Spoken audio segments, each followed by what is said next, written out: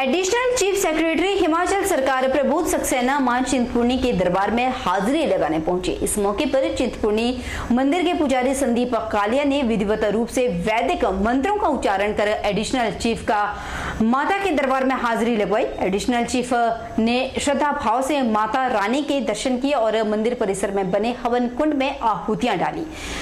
मंदिर दर्शन के लिए मंदिर अधिकारी बलवंत सिंह ने माता की चुनरी और फोटो देखकर एडिशनल चीफ सेक्रेटरी को सम्मानित किया। मंडी पठानकोट फोरलेन समन्वय समिति यानी कि नारला से मंडी तक के प्रभावित किसानों की बैठक नेशनल हाईवे पर ग्राम पंचायत पाली के पिपली में हुई। बैठक में फोरलेन समन्वय समिति नारला से मंडी तक उपमंडल पद्धर और सदर समिति का आपस में विलय कर पुनर्गठन प्रभावित सभी किसानों की आम सहमति से हुआ। महत्वपूर्ण बैठक में पद्धर और सदर तहसील के सभी प्रभावित किसानों ने हिस्सा लिया। उपस्थित प्रभावित किसानों की संख्या लगभग 150 से ज्यादा रही। गठित कमेटी में मुहालवार नारला से लेकर बिजनी तक दो प्रभावित किसानों को बतौर सदस्य शामिल किया गया। बैठक में निर्णय लिया गया कि समिति 31 अगस्त तक जिलाधीश मंडी के माध्यम से सरकार को ज्ञापन पत्र सौंपेगी। इसमें मुआवजा राशि को बढ़ाने के साथ साथ किसानों को उचित मुआवजा की मांग की जाएगी। इसके लिए मंडी विक्टोरिया पुल से लेकर जिलाधीश कार्यालय तक शांतिपूर्वक विशाल रैली निकालकर सरकार तक किसानों की आवाज को बुलंद किया जाएगा। बैठक को संबोधित करते हुए अराजपत्रित कर्मचारी महासंघ के पूर्व अध्यक्ष एवं समिति महासचिव हेम सिंह ठाकुर ने कहा कि फोरलेन की जद में गरीब किसान प्रभावित हो रहा है। उन्होंने कहा कि किसानों को एक बिस्वा के 25 से 50 हजार मिल रहे हैं, जो किसानों के साथ सरासर अन्याय है। किसान बेघर हो रहे हैं। पुनर्वास के लिए 10 लाख रुपया बिस्वा भूमि किसानों को नहीं मिलेगी। उन्होंने कहा कि किसानों को उच्चतम मार्केट रेट के हिसाब से सरकार मुआवजा निर्धारित करे। पशुपालन विभाग की ओर से राष्ट्रीय पशुधन मिशन के तहत रामपुर में ग्रामीण महिलाओं को स्वरोजगार के प्रति जागरूक करने के लिए 6 दिवसीय प्रशिक्षण शिविर का आयोजन किया जा रहा है, ताकि ग्रामीण महिलाएं आधुनिक तकनीकों का इस्तेमाल करते हुए पशुपालन कर सके। इसके साथ साथ उन्हें विभिन्न कल्याणकारी सरकारी योजनाओं की भी जानकारी मुहैया करवाई गई। इस दौरान पशुओं में फैल रहे लंपी चर्म रोग के प्रति सजग करवाया जा रहा है। इस रोग से बचाव कैसे संभव है और अगर रोग फैल जाए तो कैसे उपचार करना है, उन्हें पशुशालाओं में ले जाकर प्रशिक्षित भी किया जा रहा है। डॉक्टर राकेश ठाकुर ने बताया है कि पशुपालकों को रामपुर में 6 दिवसीय प्रशिक्षण के लिए बुलाया गया। इसमें पशुपालकों को विभाग द्वारा कौन कौन सी गतिविधियां चलाई जा रही है जानकारी दी गई। इस दौरान उन्हें सरकारी योजनाओं की जानकारी भी दी गई। डॉक्टर ने बताया कि राष्ट्रीय पशुधन मिशन के द्वारा गांव-गांव में स्वरोजगार रोजगार के साधन तैयार करना है। इस एक्चुअली राष्ट्रीय पशुधन मिशन के द्वारा जो विभाग द्वारा जो है गांव-गांव में इसको रोजगार गांव को लोगों को रोजगार देने का एक मेन महत्व रहेगा हमारा।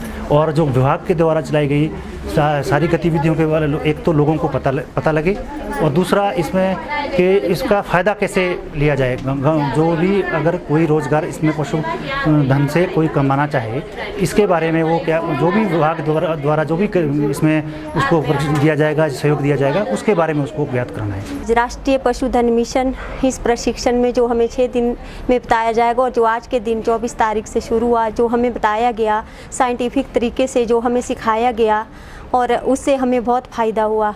और गाय की फीडिंग के बारे में, अच्छी नस्लों के बारे में और मुर्गी पालक के बारे में जो कुछ भी इसमें जो स्कीमें आई, जो फ़ायदे हमारे को सब्सिडी वगैरह बताएगी, हमने ये अच्छा से सीखा और इससे हमें बहुत फ़ायदा हुआ।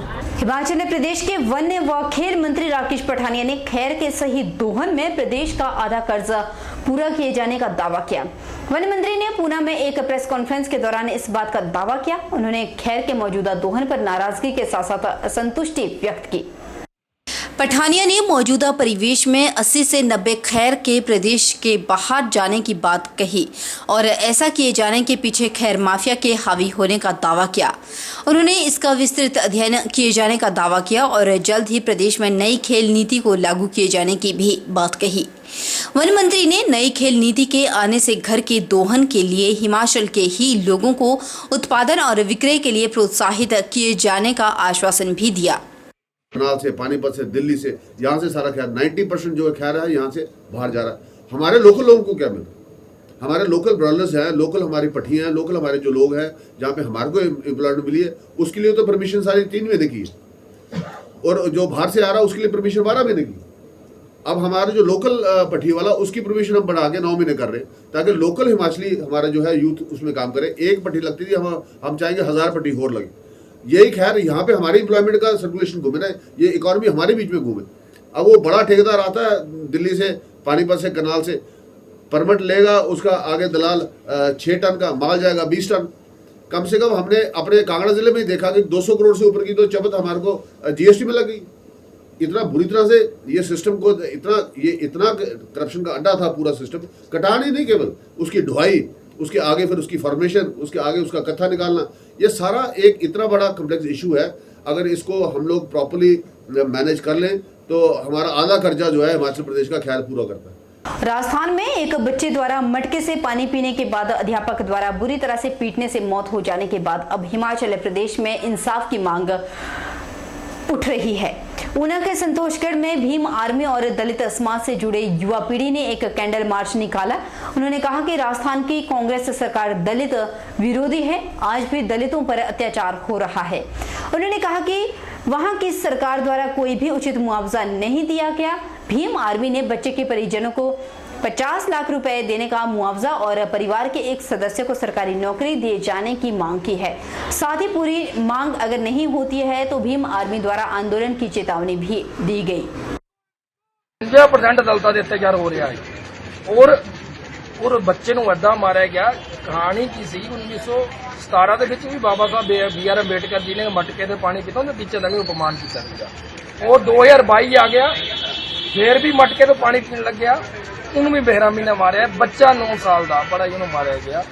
ਅਸੀਂ ਅੱਜ ਸੰਦੋਗੜ ਦੇ ਵਿੱਚ, ਜਿੱਥੇ ਕਿ ਪੂਰੇ ਹਿਮਾਚਲ ਦਾ ਸੰਦੋਗੜ ਪਿੰਡ ਨੂੰ ਮੱਠ ਕਿਹਾ ਜਾਂਦਾ ਹੈ ਦਲਿਤਾਂ ਦਾ, ਉੱਥੇ ਅਸੀਂ ਇੱਕ ਆਪਣੀ ਪਹਿਲਾਂ ਅਸੀਂ ਟਾਲੀਵਾਲ ਦੇ ਵਿੱਚ ਅਸੀਂ ਇਹਦੀ ਮੁਹਿੰਮ ਛੇੜੀ ਸੀਗੀ, ਔਰ ਅੱਜ ਅਸੀਂ ਸੰਦੋਗੜ ਦੇ ਵਿੱਚ ਛੇੜੀ ਆ। ਔਰ ਲਗਾਤਾਰ ਇਹ ਸਰਕਾਰਾਂ ਨੂੰ ਚੇਤਾਵਨੀ ਦਿੰਦੇ ਜਾ ਰਹੇ ਆ ਵੀ ਦਲਿਤ ਸਮਾਜ ਸੁੱਤਾ ਵਾ ਨਹੀਂ ਹੈ, ਉਹ ਜਾਗ ਚੁੱਕਿਆ ਹੈ। ਅਗਰ ਉਹਨਾਂ ਦੇ ਹਥਿਆਰਾਂ ਨੂੰ ਫਾਂਸੀ नहीं ਦਿੱਤੀ ਗਈ ਤਾਂ ਜਿਹੜਾ ਅੰਦੋਲਨ है ये उग्र प्रदर्शन ਦੇ ਵਿੱਚ हो जाऊगा। बहरहाल बुलेटिन में इतना ही। आप अपना बहुत बहुत बहुत ख्याल रखिए।